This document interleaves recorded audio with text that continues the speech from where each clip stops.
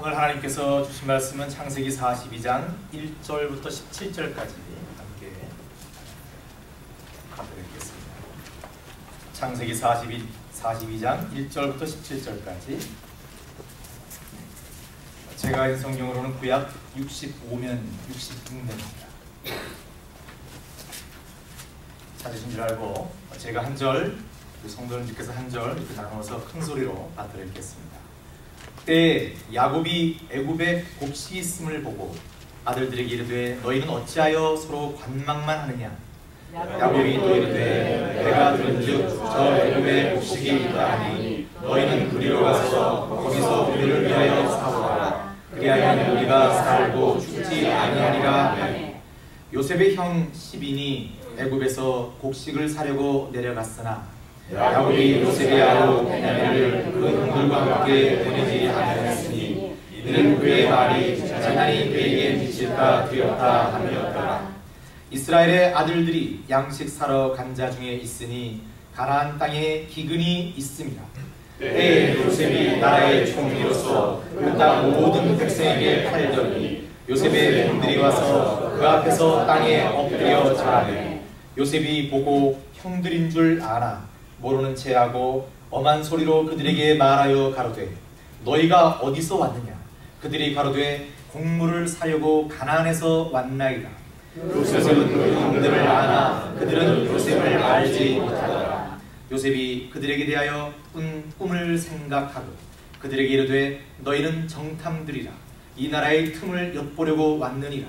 그들이 그에게 이르되 내 주여 아니니라. 종들은 곡물을 사러 왔나이다. 우리는 다 한 사람의 아들로서 독실한 자니 종들은 정탐이 아니니이다.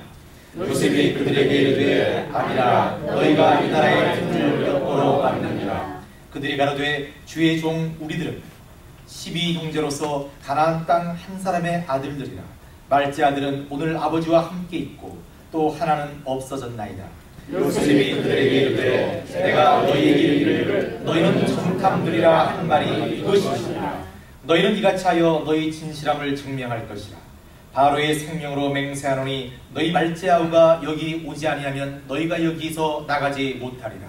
너희 중 하나를 보내어 너희 아우를 데려오게 하고 너희는 같이 와 있으라. 내가 너희의 말을 시험하여 너희 중에 진실이 있는지 조사하리라. 바로의 생명으로 맹세하노니 그리하지 아니하면 너희는 과연 정탐이니라 하고 함께 읽겠습니다. 시작. 그들을 다 함께 3일을 가두었더라. 드디어 때가 왔습니다. 여러분 오늘 말씀 바로 옆에 창세기 41장 54절을 보시면 요셉의 말과 같이 7해 흉년이 들기 시작하며 각국에는 기근이 있으나 애굽 온 땅에는 식물이 있더니라는 말씀이 있습니다. 애굽을 비롯한 고대 근동 모든 지역에 흉년이 들기 시작하고 각국에 기근이 닥쳤습니다. 물론 가나안 땅도 예외가 아니었습니다. 그래서 오늘 말씀은 이렇게 시작합니다. 때에 야곱이 애굽에 곡식이 있음을 보고 아들들에게 이르되 너희는 어찌하여 서로 관망만 하느냐. 이 가나안 땅에 살던 야곱의 가족들에게도 이 기근은 비껴가지 않았다는 것입니다.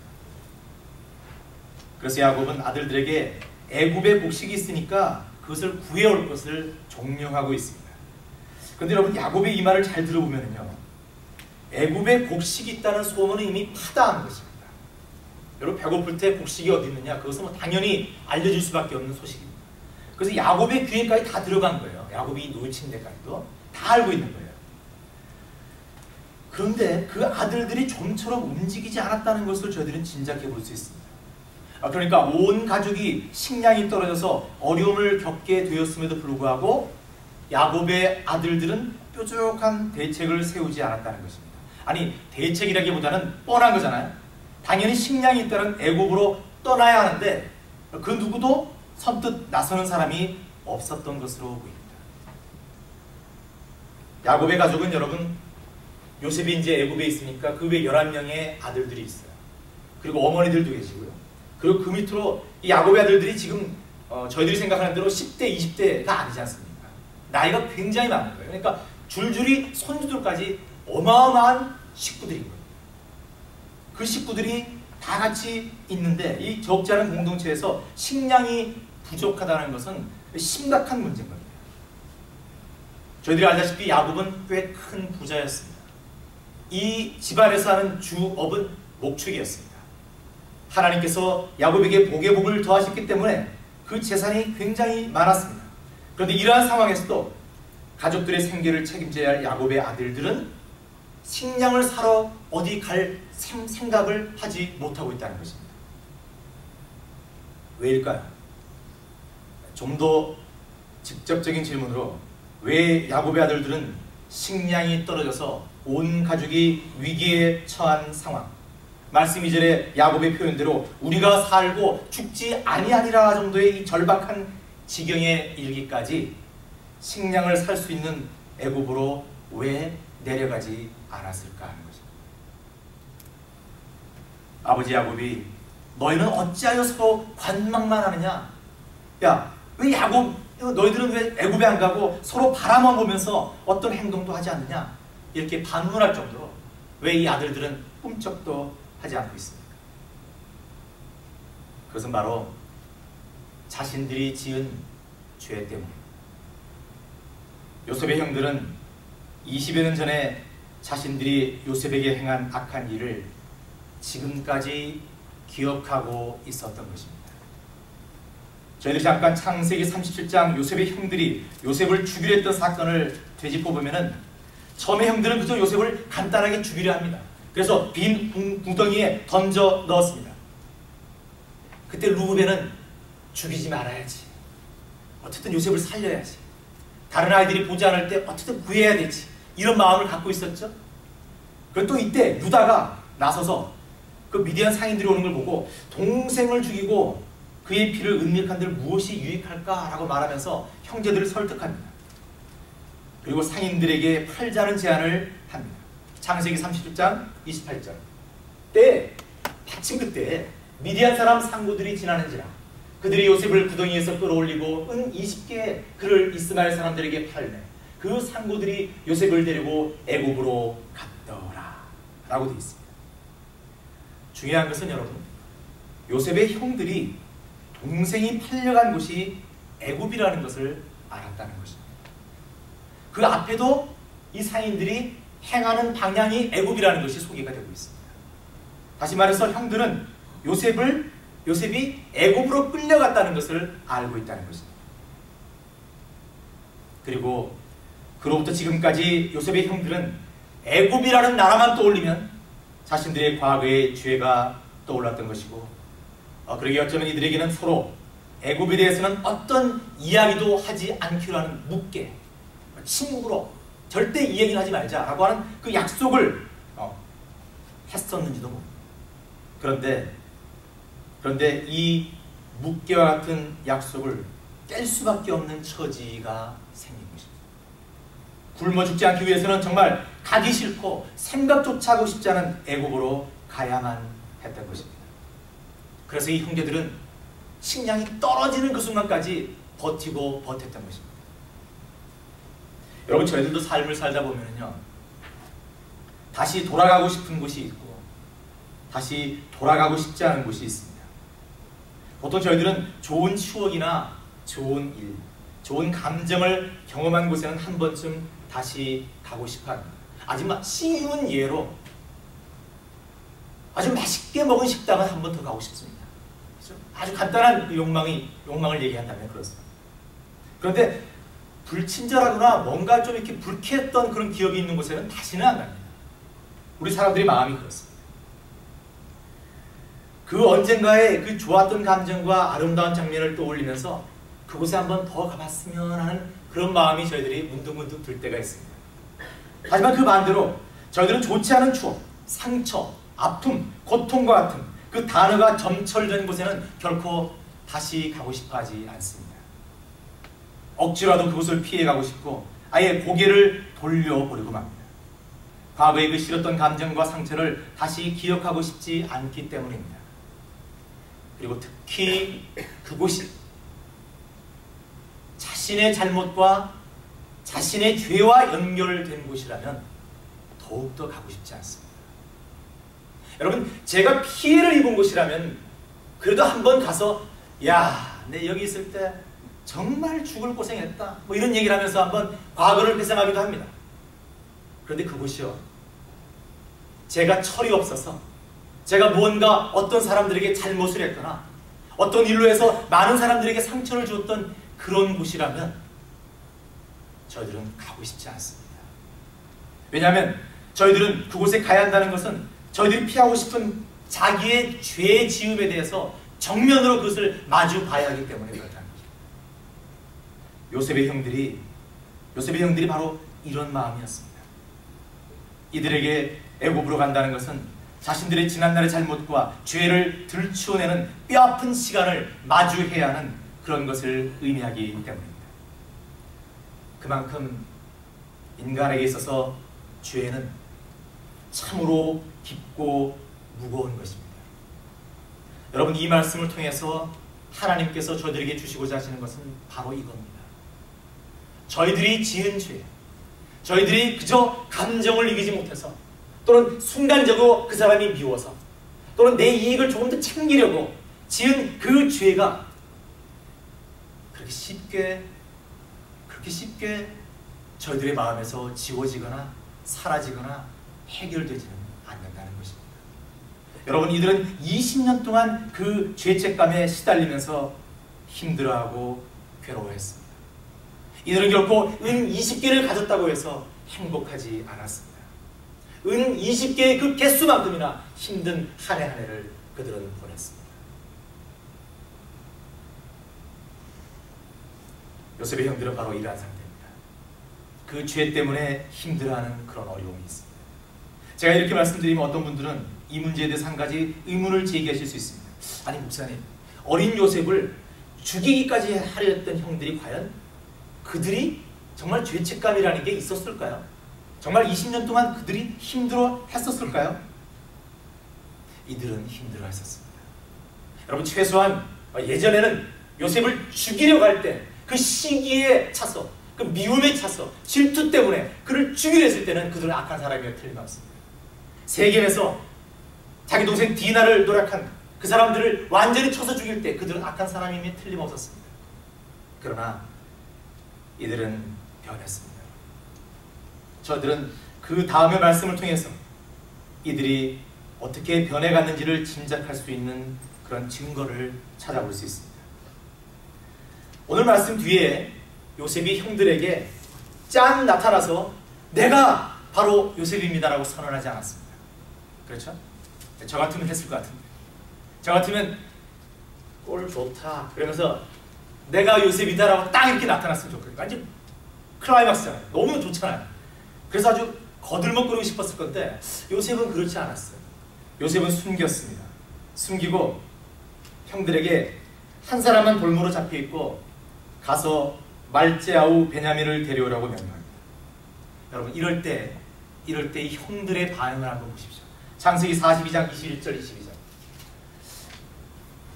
데리고 오라 그러니까 그들이 서로 말하되 우리가 아우의 일로 인하여 범죄하였도다. 그가 우리에게 애걸할 때 그 마음의 괴로움을 보고도 듣지 아니하였으므로 이 괴로움이 우리에게 임하도다. 이건 신기하지 않습니까? 요셉이 다른 말 안 했습니다. 그냥 한 사람 남고 다 가서 베냐민 데리고 오라 그랬어요. 근데 이 형들이 요셉이 지금 히브리 말을 모른다고 생각하는 거죠. 그래서 자기들끼리 얘기하고 있는 겁니다. 거기 보시면 여러분 통변을 뒀다 그러잖아요. 통역관을 뒀기 때문에 자기들끼리 얘기하는 것을 요셉이 들으려고 생각 못하는 거예요. 근데 자기들끼리 제일 먼저 탁 튀어나온 말이 뭐예요? 이 말이에요. 야, 봐라. 옛날 그 20년 전에 요셉이 그렇게 액을 복걸할 때 우리가 살려줬어야 되는 거 아니냐. 왜 우리가 그때 그거를 하지 못하고 이걸 해서 이렇게 우리 괴로움이 임하게 됐느냐. 바로 튀어나온 거예요. 우리 약점입니다. 인간의 약점입니다. 그 뒤에 루벤이 얘기합니다. 그들에게 대답하여 가로되 내가 너희더러 그 아이에게 득죄하지 말라고 하지 않았느냐. 그래도 너희가 듣지 아니하였느니라. 그러므로 그의 핏값을 내가 내게 되었도다. 핏값이라는데 저들이 푼말을 해요. 여러분, 죄를 지었으면 반드시 핏값이 있어야 한다는 것입니다. 이게 여러분 구약 전체의 제사의 의미 아니겠습니까? 죄를 지었기 때문에 그 죄에 대한 핏값을 내야 된다. 그것이 바로 제사 아닙니까? 근데 그 제사가 어떻게 바뀌었습니까? 예수 그리스도가 오신 이후로 예수님께서 저희들을 위해서 단번에 그 핏값을 치르시고 끝내신 거 아니겠습니까? 그래서 저희들이 지금 자유하고 있지 않겠습니까? 아주 깊은 의미가 들어있다는 것입니다. 이들은 곧바로 그 오랜 세월의 20년 전의 일을 곧바로 회고했습니다. 놀랍지 않습니까? 그 죄책감이라는 게 그렇게 오래 갔다는 거예요. 그렇다면 이 형제들이 자신들이 그렇게 뻔뻔스럽게 저지른 범죄로 인해서 그렇게 범죄를 지를 때는 언제고 그 후로 어떻게 20년 동안 죄책감에 빠져서 고뇌하는 사람들로 바뀌었을까 하는 그런 의문을 갖게 됩니다. 왜 사람들이 이렇게 변했을까? 그 악한 사람들이 어떻게 이렇게 변해갔을까를 한번 생각해 볼 수가 있습니다. 어떻게 이들은 자신들의 잘못을 이렇게 뉘우치는 회개하는 것까지 발전할 수 있었을까? 그 가능성은 뭔가? 첫째, 요셉을 잃었을 때 야곱의 반응을 보고 이들은 깜짝 놀랐을 것입니다. 여러분, 이것은 인간적인 측면에서 말씀드리는 겁니다.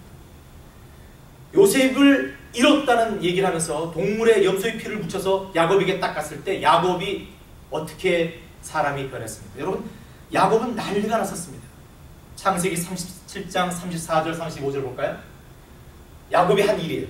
자기 옷을 찢고 굵은 배로 허리를 묶고 오래도록 그 아들을 위하여 애통하니 그 모든 자녀가 위로하되 그가 그 위로를 받지 아니하여 가로되 내가 슬퍼하며 음부에 내려가 아들에게로 가리라 하고 그 아비가 그를 위하여 울었더라. 여러분, 야곱은 좀처럼 울지 않는 사람이었습니다. 정말 캔디처럼 울지 않는 그런 아주 튼튼한 아이였습니다. 근데 야곱이 라헬이 죽어도 울지 않았어요. 디나가 어떤 그런 일을 당해도 울지 않았습니다. 그런데 요셉이 죽었을 때 야곱은 이런 반응을 보였습니다. 이때 그 형들은 자신들이 엄청난 일을 저질렀다는 것을 깨달았을 것입니다. 그러나 이것이 중요한 메인 이슈는 아닙니다. 이것이 진짜 이유는 아닙니다.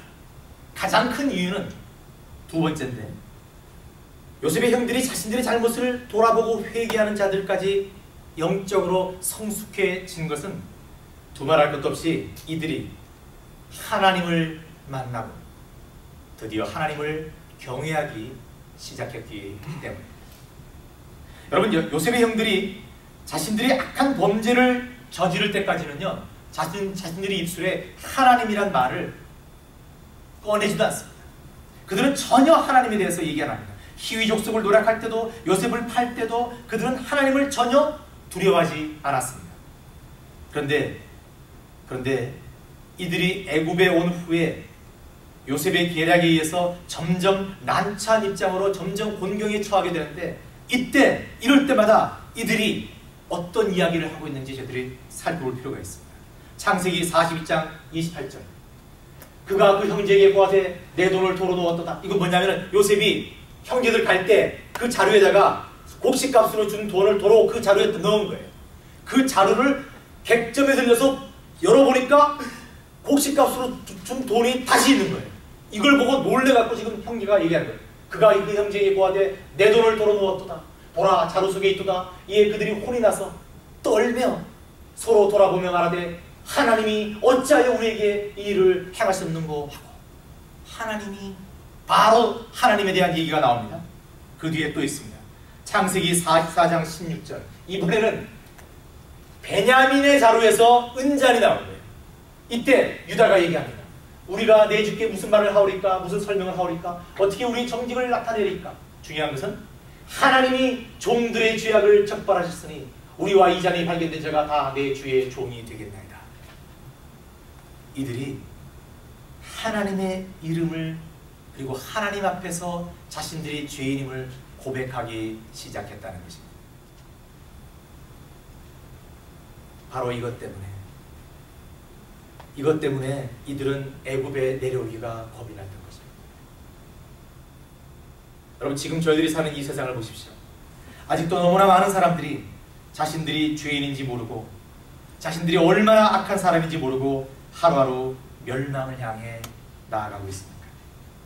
물론 저희들도 예전에는 오늘 말씀의 요셉의 형들처럼, 그리고 아직까지 자신이 죄인임을 모르고 살아가는 많은 사람들처럼 무엇이 죄이고 무엇이 선인지도 모르며 살아가는 때가 있었습니다. 그런데 어느 날 저희들이 성령님의 역사하심으로 저희들이 예수님을 통하여 이 십자가 앞에, 하나님 앞에 섰을 때 저희들은 정말 저희들이 얼마나 큰 죄인인지 깨닫고 알았던 그런 기억이 여러분 다 있으실 것입니다.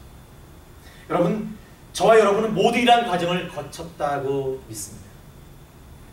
저희들이 예수님을 인격적으로 만났을 때의 가장 큰 특징은 무엇입니까? 첫 번째 특징은, 그것은 바로 저희들이 바로 죄인이라는 인식, 그 깨달음입니다. 여러분, 이 깨달음이 그리스도인의 출발입니다. 이 깨달음이 없으면 결국 예수님의 사랑과 은혜를 알 수 없습니다. 저희들이 교회 생활을 오래 하고 신앙생활을 오래 해도 아직까지도 이런 깨달음이 없다면, 저희들이 하나님 앞에서 죄인이라는 이 깨달음이 없다면, 그리고 여전히 사람들 앞에서도 죄인이다라고 고백하는 마음이 없다면 저희들은 아직 구원의 길에 들어서야 되는 것이 아닙니다. 저희들이 이 회개와 이 인식 없이는 결국 예수님께서 왜 이 땅에 오셔야만 했고 또 십자가에서 죽으셔야 했는지를 알 길이 없습니다.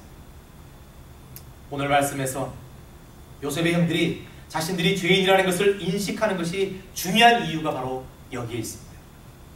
이들이 그동안 자신들이 저지른 범죄 때문에 힘들어했고 그동안 하나님을 경외함으로 말미암아 더욱 자신들이 죄인임을 깨달은 이 사건, 이 순간이 중요한 이유가 바로 여기 있습니다. 왜? 하나님의 구원의 출발은 바로 이 인식에서부터 출발되기 때문입니다. 여러분, 이 사건이 없었으면, 오늘 42장 이 말씀에 형제들의 이 회개가 없었으면 요셉을 통한 구원도 없습니다. 형제들의 이러한 회개와 죄책감으로 괴로웠던 그 20년의 시간이 있었기 때문에 요셉을 통하여 다음 구원으로 나아갈 수 있었던 것입니다. 이제 오늘 말씀은 요셉이 형들을 만나는 장면으로 넘어갑니다. 말씀 8절과 9절. 요셉은 그 형들을 알아 그들은 요셉을 알지 못하더라. 요셉이 그들에게 대하여 꾼 꿈을 생각하고 그들에게 이르되 너희는 정탐들이라 이 나라의 틈을 엿보려고 왔느니라. 말씀드린 대로 요셉은 형들을 알아봤습니다. 이때 요셉의 마음이 어떻겠습니까, 여러분? 제가 제 마음을 표현한 적이 있었습니다만 요셉도 사람입니다, 여러분. 당연히 지난 세월 무려 13년 동안 형들 때문에 죽으라고 고생한 그 시간 때문에 얼마나 속상하고 억울했겠습니까? 당연히 마음 깊은 곳에서 형들에게 이 모든 아픔을 되돌려주고 싶은 그런 마음이 들었을 것입니다. 그런데 요셉은 달랐습니다. 요셉은 바로 이 순간 그 어린 시절 하나님께서 주신 꿈을 생각했습니다. 여러분, 이 말씀이 너무 중요합니다. 말씀 9절. 8절에 요셉은 그 형들을 알아 그들은 요셉을 알지 못하더라. 그런데 9절. 요셉이 그들에게 대하여 꾼 꿈을 생각하고. 이게 너무나 중요한 겁니다. 요셉은 그 순간 자신의 감정을 터뜨리려고 하지 않았습니다. 자신의 분노를 폭발시키지 않았습니다. 자신의 권리를, 자신의 권력을 휘두르려고 하지 않았습니다. 요셉은 이때 하나님께서 그때 나에게 주신 그 꿈, 그 꿈이 결국 어떻게 성취되어야 할 것인가, 바로 그것을 생각한 것입니다. 지금 저희들에게 얘기한다면 저희들이 누군가를 저에게 아주 해코지 하고 저를 힘들게 하고 이 교회를 힘들게 했던 어떤 그 사람에 대해서 대적할 기회가 왔고 하나님께서 주신 기회가 있었는데, 마치 다윗이 사울을 죽일 수 있는 그런 찬스가 왔는데, 바로 그때 저희들이 어떤 그 감정으로, 그 분노로 그 행위를 하지 아니하고 그때 하나님께서 주신 오늘 말씀을 기억하고 그 감정을 추스렸을 때 바로 이런 상황이라고 볼 수 있는 것입니다. 여러분, 이렇게 저희들이 어떤 삶을 살아갈 때, 어떤 사건을 마주할 때, 어떤 사람을 만날 때 무엇이 생각나느냐가 참 중요합니다. 저희들이 매일같이 큐티를 하고 하나님의 말씀을 정말 저희들 가슴에 날마다 새겨야 된다라고 강조하고 주장하는 이유가 바로 이겁니다. 저희들이 아침 일찍 일어나서 기도하고 하나님 말씀을 받고 아 오늘은 이런 말씀이구나, 오늘 하루는 이렇게 살아야지라고 결단하고 나아갔을 때 저희들이 만나는 어떤 상황이나 어떤 사람들을 봤을 때 저희들은 그 말씀을 기억하며 생각할 것입니다. 그러기에 함부로 대하지 않을 것입니다.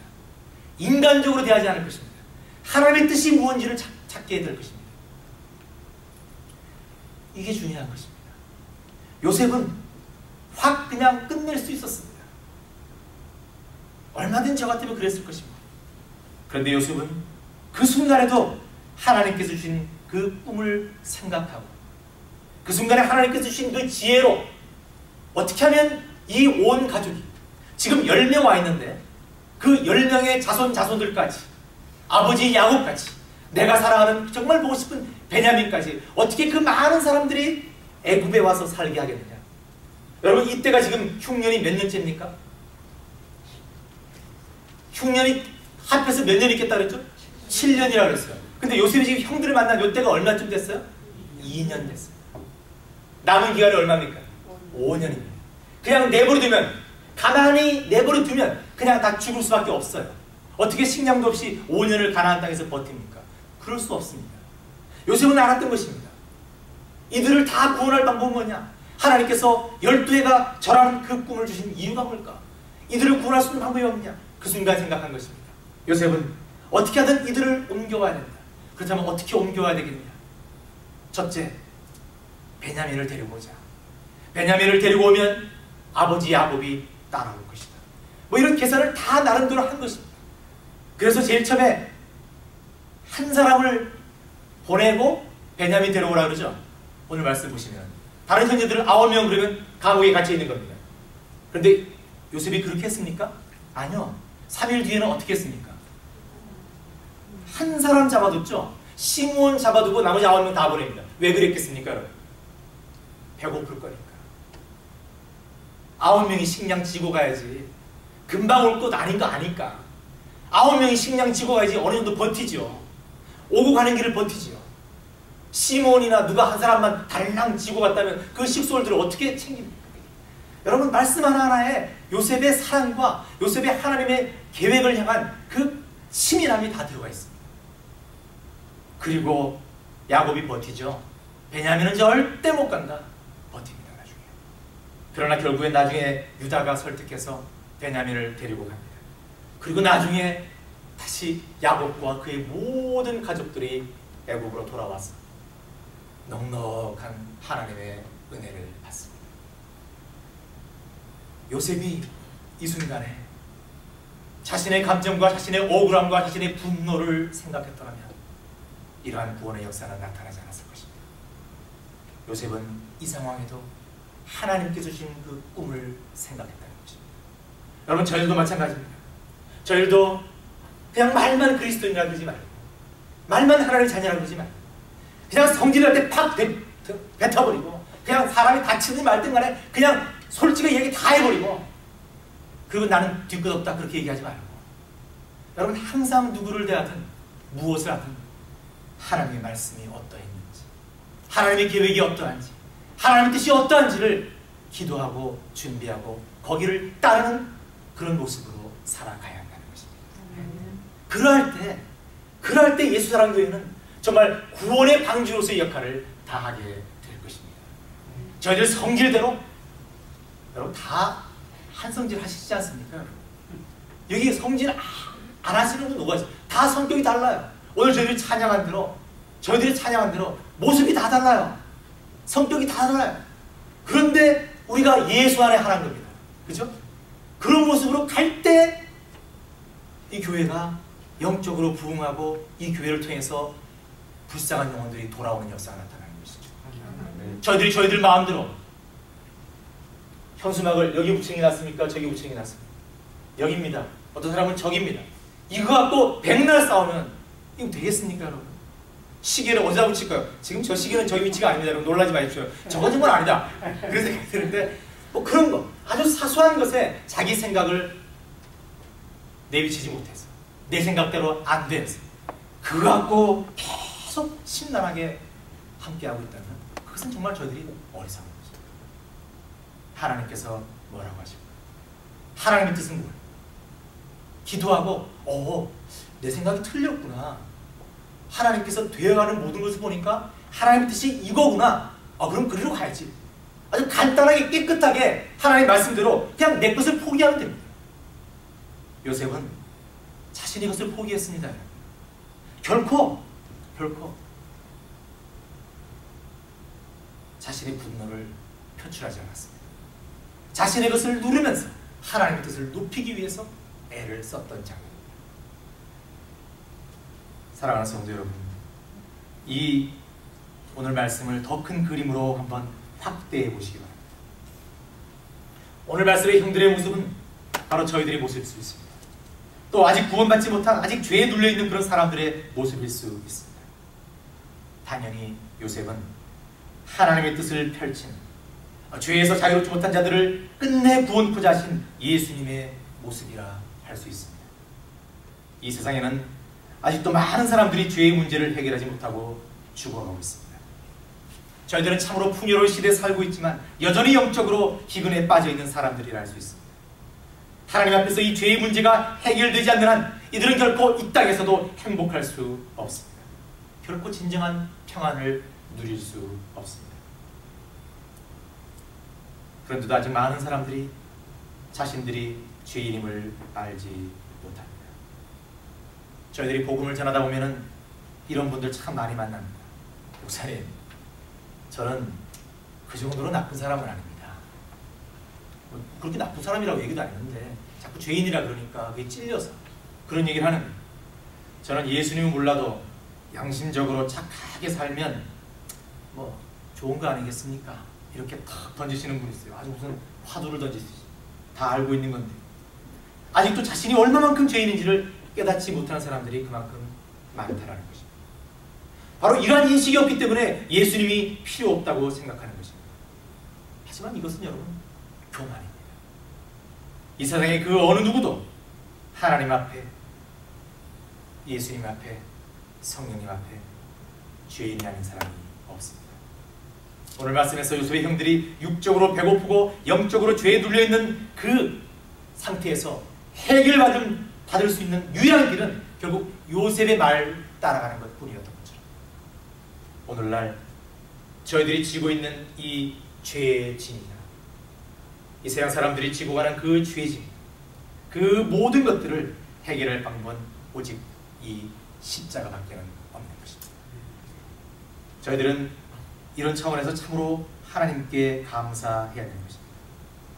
저희들은 이미 예수 그리스도를 믿음으로 고백함으로 말미암아 구원받았기 때문입니다. 이미 저희들은 그 죄짐에서 풀려났기 때문입니다. 그래서 여러분, 저희들은 적어도 오늘 말씀의 요셉의 형들처럼 애굽에 내려가라 할 때 버티고 안 가려 하는 그런 죄책감에 시달릴 필요는 없습니다. 앞으로도 저희들은 당연히 죄를 지을 것입니다. 내일 또 죄를 지을 것입니다. 그러나 그마저도 예수님께서 해결하셨음을 믿고 그리고 얼마나 적게 예수님을 죄를 짓지 않고 예수님을 따라가느냐 거기에만 집중해서 저희들이 신실하게 앞으로 나아간다면 저희들은 진정한 하나님의 자녀라는 그런 칭찬을 하나님으로부터 받게 될 것입니다. 그리고 이 교회는 하나님의 그 소명을 참 잘 감당했다라는 칭찬을 받게 될 것입니다. 여러분, 다시 한번 저희들이 죄인이었음을 고백하십시다. 그리고 그 죄인이었을 때 예수님께서 저희들의 죄를 해결해 주셨음에 감사하십시다. 여러분 모두 이 부활절 절기에 부활하신 예수님을 만나는 성령님을 체험하는 놀라운 영적 은혜가 있기를 간절히 소망합니다. 기도하겠습니다.